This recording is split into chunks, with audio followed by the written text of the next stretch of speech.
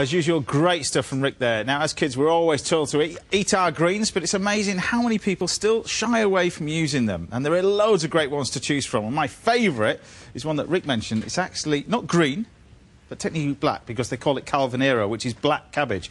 Now, if you grow this stuff in your garden, it is amazing sort of stuff. This sort of looking cabbage here. And I'm going to do a beef and black bean sauce. Very, very quick and simple, using a fillet of beef here, which I'm just going to slice up and then saute in a nice hot wok, and then chop up the greens in the black bean sauce. Bit of ginger, we've got garlic, touch of chilli, and some coriander. But I'm going to slice this nice and thinly to start off with. Now, I've been reading your new book, The Real Deal, which is like an autobiography of your life. Fascinating story, because it is kind of like this rags to riches sort of story, isn't it? I mean, first of all, your father was a big inspiration on your life, wasn't he, really? Yeah, when I was growing up, my father ran his own business. I think right from an early age, I, witnessed somebody creating something from nothing, who had a lot of drive, a lot of passion, but very kind of high moral values in business. Yeah. And for me, he was just a great inspiration. And he gave you two great pieces of advice. That one thing that I read in the book as well, which I thought was one particularly was a great piece of advice, but one was what, win-win? Yeah, I think he was always a great believer that in business, it's not always about being ruthless. It's not always about, winning at somebody else's expense. So his philosophy was that in business, you should always position yourself where both of you walk away winning. Yeah. So that there doesn't have to be a loser in business. And I've always found that to be really useful when trying to develop relationships. It's quite appropriate in the climate that we're in now, yeah, that people are getting blamed for left, right and centre. But the other one that was quite fascinating as well, the great quote that he had. Observe the masses and do the opposite. And is that what you did, or is that...? Yeah, I think that's been a real theme throughout my life. I think whenever I've seen that everybody else is heading in one direction, I mean, as a classic example, right now, today, I'm actually going into the market buying stocks. When everybody else is bailing out, when the banks are saying, don't buy, to me, that is where you find the greatest opportunities. The property market right now is experiencing, a tremendous slump. And let me tell you, right now, I'm investing more money in real estate today than I have in the last 10 years. Because now you can get bargains, I suppose. Because absolutely right. The fundamentals, if you're buying quality real estate, it's not going to disappear tomorrow. Not particularly, no. So if you can buy it at 50% discount, then why not? If you've got the opportunity to that, then absolutely great. But, I mean, talking of real estate, one thing that I did find fascinating in the book is that when you first started your business, because you had this great business, it was like a headhunting people, and you were looking for a London office. Tell us a bit about that. It's a great story. I had this view that when I set up the company, I came up with a name called Alexander Mann. And to me, that Alexander Mann just felt like it needed to be in a very prestigious location. And I thought, if you had a magic wand, what would be the most prestigious location you could have? Where were you living at this time? In East London. Right, OK. And I thought, Pall Mall, you've got the RAC Club, you've got St James's, you've got the Ritz Hotel. Yeah. So I thought, let me go and walk down Pall Mall and see if I can get an office. And I literally walked from one end to the other, knocking on doors, and just saying, look, I'm thinking of starting a business. You haven't got an empty office or a spare room anywhere. Yeah. And I found this particular building. I mean, bearing in mind, this was in 1985. Yeah. And it was like a serviced office. And the woman said, actually, we do have individual rooms. And she said, what sort of budget do you have? This is the best. That's right. I said, well, actually, I'd like to spend about £100 a week. And she looked at me, she said, dear, this is Pall Mall, not Petticoat Lane. I said, look, I'll tell you what, I could go to 110, and we walked through the building, and obviously she wasn't prepared to give up anything.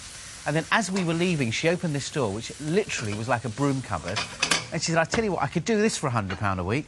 And straight away I said, I'm in, I'll take it. You took the broom cupboard? I took the broom cupboard, and that was the beginnings of my huge empire. And literally, you're talking a huge empire. I mean, how long was it before that until you basically somebody who made an offer, a good offer? Sure. And how long was it between then and obviously taking the offer? Basically, 17 years later, that sort of one idea of a business grew to 147 offices in 30 countries, into quite a large global sort of headhunting organisation. And what do you put the success behind? What is it? I mean, hard work? What is it?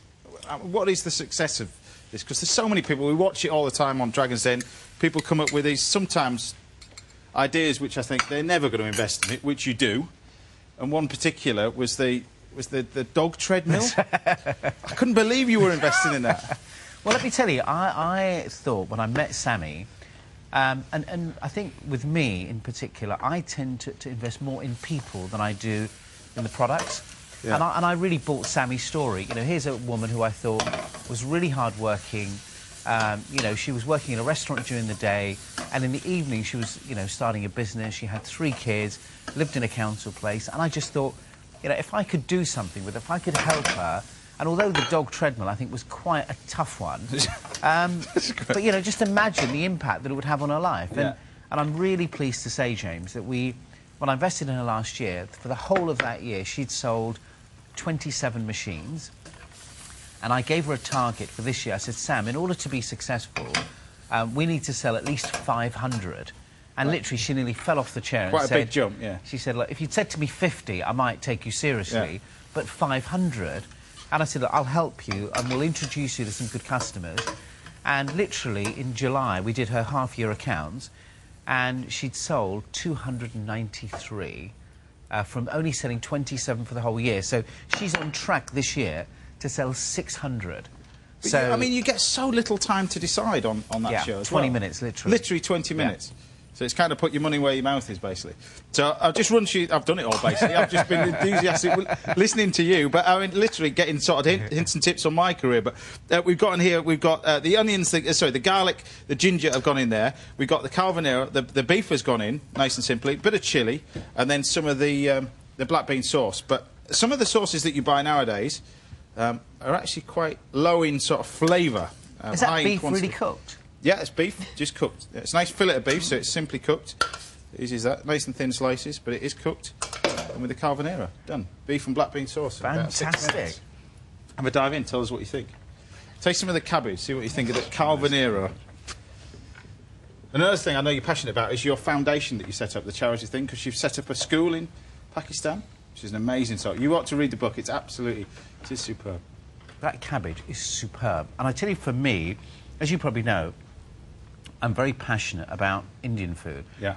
And, you know, those red chilies, I think, for me, have just done it for me. Brought it alive. There you go. I would say, on a scale of 1 to 10, this is an 8.75. It's that 1% missing. It's where I'm going all wrong. Jamie Oliver, where's Jamie Oliver? There you go. Right, what am I going to cook for James at the end of the show? Will he be eating his idea of food heaven? Plums. I'm going to soften a mixture of assorted plums in a touch of sugar and then pour them over a light steamed sponge pudding infused with some plum liqueur. And it's piping hot with a healthy serving of fresh homemade cinnamon custard. Or will Jamie face his food hell? Leeks are my leek and smoked salmon tart. The leeks are sautéed in butter and then covered with a mixture of double cream and eggs, then poured into a short crust pastry case and cover the tart with thin slices of smoked salmon and grated cheese, and then bake it in the oven, and it's served in slices with a crisp green salad on the side. Some of our viewers and the guests in the studio get to decide James's fate today. So, Nick, what do you like the sound of so far? I think